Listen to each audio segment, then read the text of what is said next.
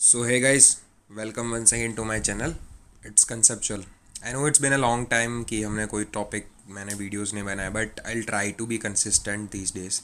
Okay, so straight off we are starting with the antimicrobials in pharmacology and my first topic today is aminoglycosides. Okay, so aminoglycosides basically these are the antimicrobial antibiotics that inhibit the bacterial ribosomes. और ribosomes क्या करते हैं हमको सबको पता है कि organelles that में प्रोटीन्स। तो बेसिकली हमको एक कॉन्सेप्ट इधर पे अंडरस्टैंड करना है कि ये कौन सी प्रोसेस को अमीनोग्लाइकोसाइड्स रोकते हैं। Okay, so there are basically two process that is transcription and translation. Basically target करेंगे हम translation that is protein synthesis पे, because this drugs are mainly the protein synthesis inhibitors. Okay, जो initiation complex होता है वो हम आगे जाके हम ये प्रोसेस में पढ़ेंगे, वो उसको वो इनहिबिट करेगा। Okay, so let just keep in mind that is the protein synthesis inhibitor that are the aminoglycosides. Okay, so transcription आपको सबको पता है, डीएनए से आरएनए में जो कन्वर्ट होता है that is transcription process. Okay, so basically gene DNA में जीन होता है, जीन से एमआरएनए ट्रांसक्रिप्ट होता है and the process of converting RNA from proteins that RNA to proteins is translation. Okay, so translation basically is protein synthesis and ribosome assemble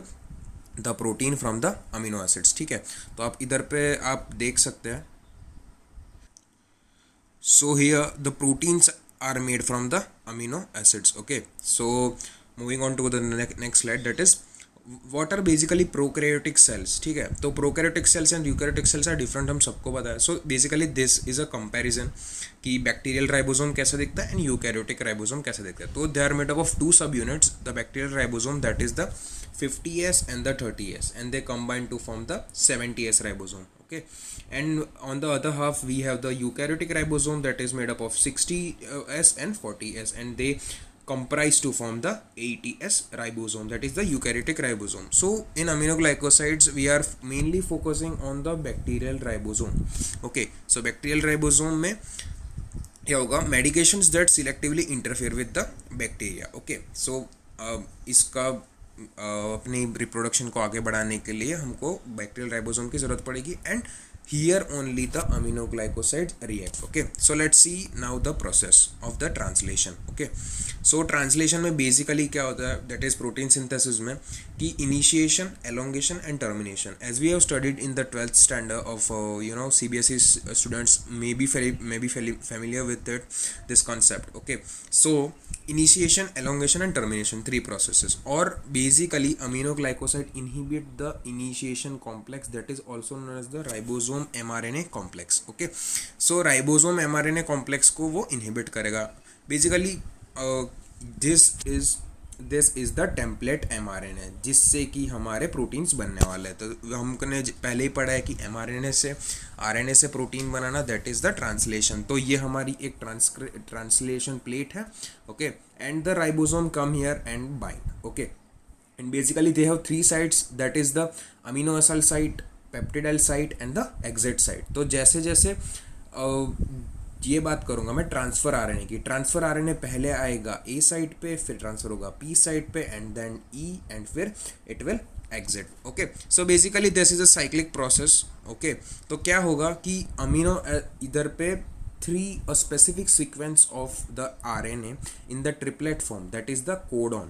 Okay, so codon is basically a structure which holds the three proteins names. ठीक है, जैसे कि guanine हो गया या फिर uracil हो गया या फिर अर्जिनिन हो गया, that is different amino acids, and amino acids हमको प्रोटीन बनाना है। तो codon, a specific codon will bind to specific anticodon. तो एंटीकोडॉन जहाँ पे ही बाइंड होगा जहाँ पे कोड जैसे सीक्वेंस होगा। तो ये कोडॉन सीक्वेंस की अलग से थियरी है, I hope you have learned in the 12th class. So basically coming back to the point की tRNA that is the transfer RNA, जो आरएनए को लेकर आएगा अमीनो एसिड साइट या फिर बोल सकते हैं हम एसेप्टर साइट पे। ओके, सो एसेप्टर साइट पे लेकर आएगा एंड इधर पे वो बाइंड हो जाएगा। Okay, to the particular anticodon. ठीक है, इधर पे कोडॉन होंगे उसके and the similar with the anticodon, वो आके इधर पे बाइंड हो जाएंगे। Okay, and this all will form the ribosome mRNA complex.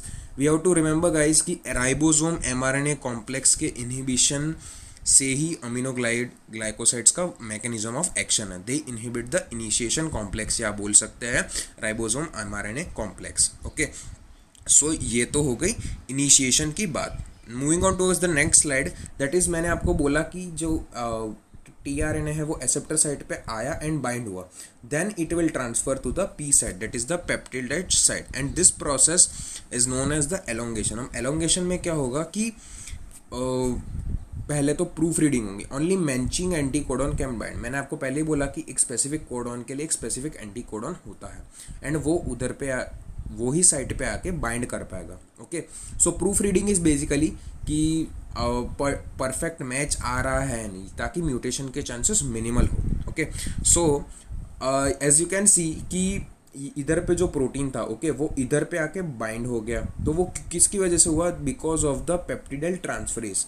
Okay, तो peptidyl transferase enzyme helps to shift the codon from the P side to A side only. RNA तो उधर पे ही अटैच होगा, बट जो amino acid था वो जाके फिर से ए साइड पे बाइंड हो गया चेन बनाने के लिए। Okay, and this process is known as the transpeptidation. Okay, the peptide chain is transferred from the P site of tRNA to the A side of tRNA. Okay, so अब basically ये RNA तो कुछ काम का नहीं है, तो वो इधर पे ई साइड पे आ जाएगा एंड फिर बेसिकली एग्जिट हो जाएगा। ओके, सो ये इधर पे आके एग्जिट हो जाएगा। द नेक्स्ट प्रोसेस, अब मैंने बोला था कि वो इधर पे आएगा एंड फिर it will exit and the chain moves along. ठीक है, कि पिछली साइड में हमने देखा कि ये पूरा सा जो था इधर पे जो कोडॉन था वो इधर शिफ्ट हो गया, एंड जो ये ए साइड पे जो आरएनए था वो इधर पे आके पी साइड पे बाइंड हो गया। Okay, so basically what is happening, that is a shifting movement is taking place for the elongation, और इधर पे वो चेन धीरे धीरे धीरे इंक्रीज होती चली जाएगी। ठीक है, okay, so that is the process of elongation. मैंने इधर पे बोला कि ये इधर पे फिर ऐसे ऐसे बेसिकली क्या होगा, इधर पे एक और कोडॉन आएगा and here it will bind and this whole change will transfer here. Okay, इधर पे ट्रांसफर होगी एंड फिर से ये साइड पे आ जाएगा। So I am telling you that is the consecutive, पहले ये था फिर ये होगा फिर और एक प्रोटीन बनता चला जाएगा, वैसे धीरे धीरे धीरे धीरे सब कुछ होता चला जाएगा। Okay, so basically that is a cyclic process. मैंने आपको बोला कि इनिशिएशन में हमने देखा कि mRNA और राइबोसोम का इनिशिएशन कॉम्प्लेक्स बना, वो उससे इनहिबिट हो गया, एंड फिर हमने देखा कि कैसे शिफ्ट हुआ RNA and the protein, the amino acids are transfer to make the proteins. Okay, so that's the process of initiation and elongation. मैंने आपको पहले ही बताया कि ये फिर से आए इधर पे, एंड अब क्या होगा, ये पूरी साइड इधर पे ट्रांसफर हो जाएगी। Okay, so that is the process of the elongation. I hope you are understanding the video and you are following me. Okay, so now moving on to the termination side. अब termination कैसा होगा? Termination means ending of something.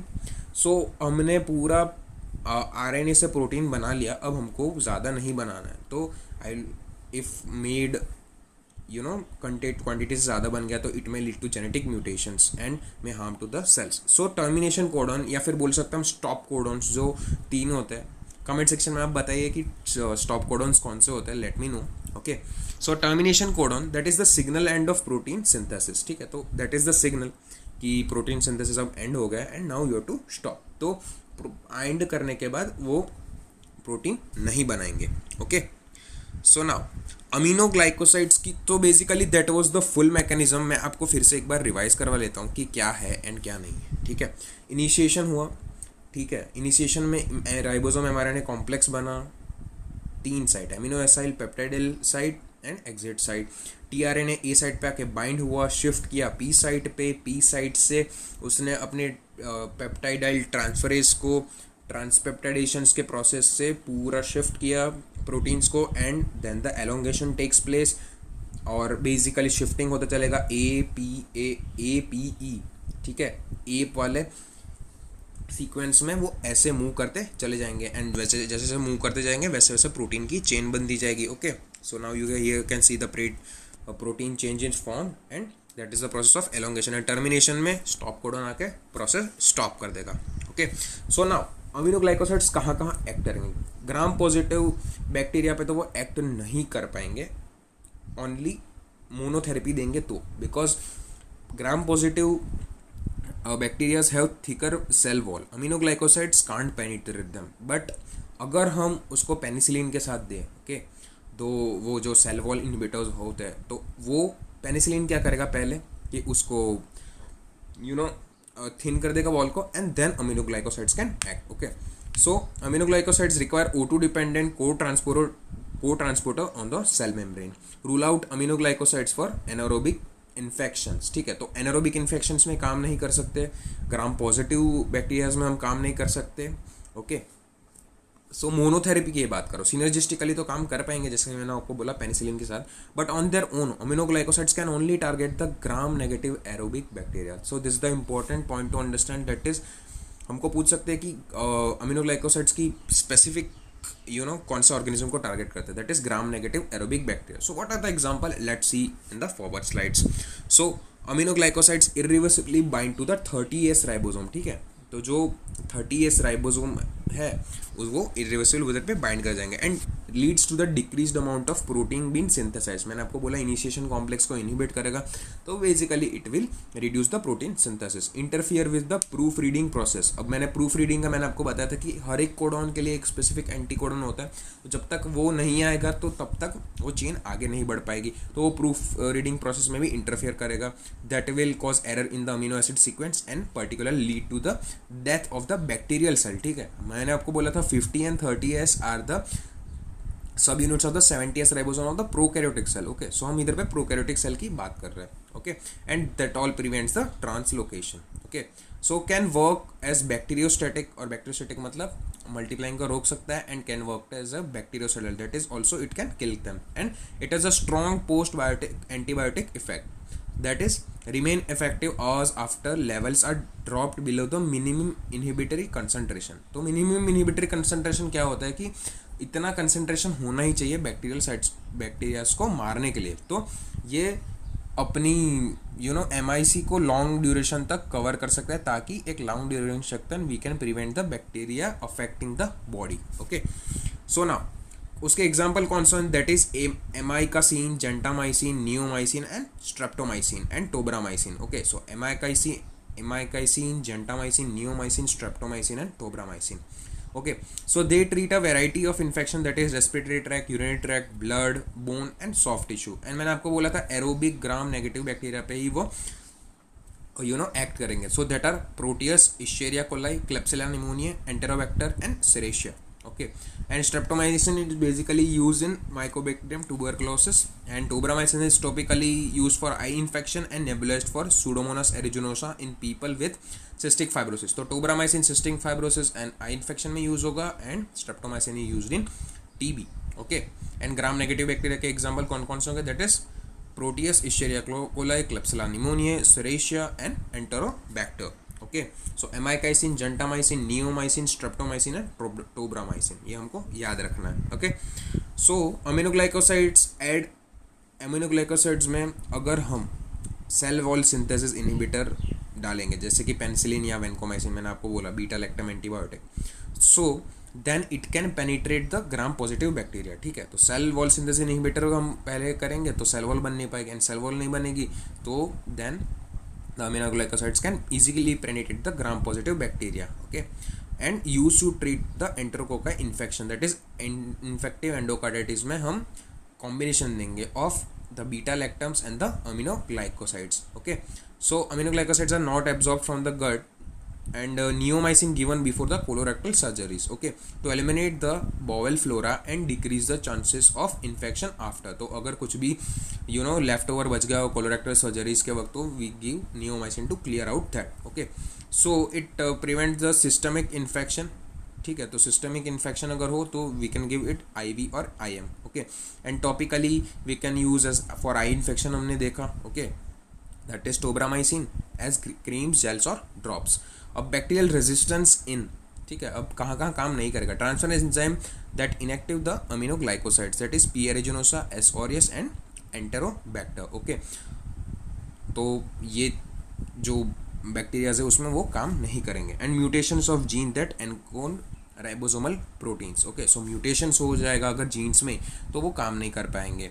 And transferase enzyme that transferase enzymes जो present होते हैं that inactivate the mechanism of aminoglycoside, so act ही नहीं कर पाएंगे। So that is about the bacterial resistance. तो मैंने आपको बोला कि बीटा लैक्टम्स के साथ हम अमीनोग्लाइकोसाइड्स को कब बाइंड करेंगे, in the infective endocarditis caused by the enterococci infection. And also in the colorectal surgeries neomycin is given before to eliminate the bowel flora and decrease the chances of infections. Okay, so अब उसके side effects क्या बोल सकते हैं, adverse drugs reaction पे हम आ जा सकते, that is ototoxic, that is they damage the cochlea and hair cells and enhanced if person is taking the loop diuretics. Okay, तो loop diuretics that is also हम बोल सकते हैं कॉन्ट्रा इंडिकेशन है कि अगर लूप डायोरेटिक्स पे कोई पर्सन है तो we cannot give aminoglycosides. Okay, and it is also nephrotoxic, that will lead to the kidney failure and inhibit the release of acetylcholine, that will cause weakness or paralysis, and high doses may lead to the fatal respiratory paralysis. So ये similar condition कौन सी हो जाती है, that is myasthenia gravis. Okay, so myasthenia gravis में क्या होता है, जो एसिटाइलकोलिन के रिसेप्टर्स होते हैं वहाँ पे वो एसिटाइलकोलिन बाइंड नहीं कर पाता। ओके, सो पहले ही इनहिबिट हुआ है एसिटाइलकोलिन और हम इनहिबिट कर रहे हैं, so it will worsen the case. Okay, so myasthenia gravis में हम नहीं देंगे। एंड नॉन स्पेसिफिक में side effect includes vomiting, nausea and allergic reactions, and it is not given in pregnancy.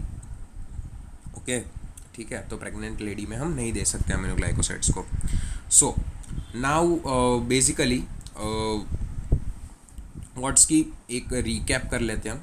Okay, तो अमीनोग्लाइकोसाइड्स में क्या होता है कि they are basically protein synthesis inhibitor bind to irreversibly to 30S ribosomal unit. Okay, disrupt proofreading, used alone to treat gram negative bacteria, treat gram positive bacteria if combined with beta lactam antibiotic or vancomycin, or adverse drug reaction में nephrotoxicity, ototoxicity, neuromuscular blockade, nausea and allergic reaction. Okay, so basically aminoglycosides are protein synthesis inhibitor, हमको इतना याद रखना है। और example, और ये mnemonic मैंने कुछ नया ट्राई किया है, ठीक है, I like it. So by pictures we can हम याद रख सकते हैं कि कौन कौन से एग्जाम्पल्स है और क्या क्या उनके फंक्शंस हैं। सो इधर पे एक स्ट्राइप्स वाला माउस ट्यूब हेड पहन के बैठा हुआ है, ट्यूब पहन के बैठा हुआ है। So that's the streptomycin for the tuberculosis. ठीक है, stripes lead to streptomycin and tube पहन के बैठा है, so it is used in the treatment of TB. Okay, I hope you are understanding. So here a gentle mouse that is for the gentamicin, and amikacin that is the एक man mic पकड़ के गा रहा है, that is indicates for the amikacin. And the next one is the penicillin. तो penicillin के लिए pen is penetrating to the wall, that is the penicillin. And here we have the rat holding the neon light. Okay, that is for the neomycin, and neomycin is used for the colorectal surgeries. And the another mouse is riding the cobra, so that is for the tobramycin. And tobramycin कब use होता है, that is snake is holding the eye of someone, so that is used for the eye infection. Okay, and also used for the, इधर पे Mona Lisa की एक painting लगी हुई है, so that is for the pseudomonas or the cystic fibrosis. Okay, and कौन कौन से वो बैक्टीरिया में वो यूज़ होता है, किस किस को वो इनहिबिट करेगा। सो दैट इज़ द, एक प्रोटेस्ट कर रहा है कि पार्टी नहीं चाहिए, तो that is for the Proteus, and the dog is for the E coli, and वो क्लेप्सेला, वही can't grandmother is opposing very fiercely that for the Klebsiella and Enterobacter and Serratia. So Proteus, Klebsiella, E coli, Enterobacter and Serratia, ये सबको ये inhibit करेगा। And for the weakness part, okay, या फिर adverse drug reactions part, कि ये rats ने थोड़े थोड़े से कान और किडनीज खा लिए, so that is lead to the ototoxicity and nephrotoxicity. And here one mouse is weaken, वो वीक हो गया, तो weakness and non specific side effect में vomiting and nausea and allergies. Okay, so this is all a party scene.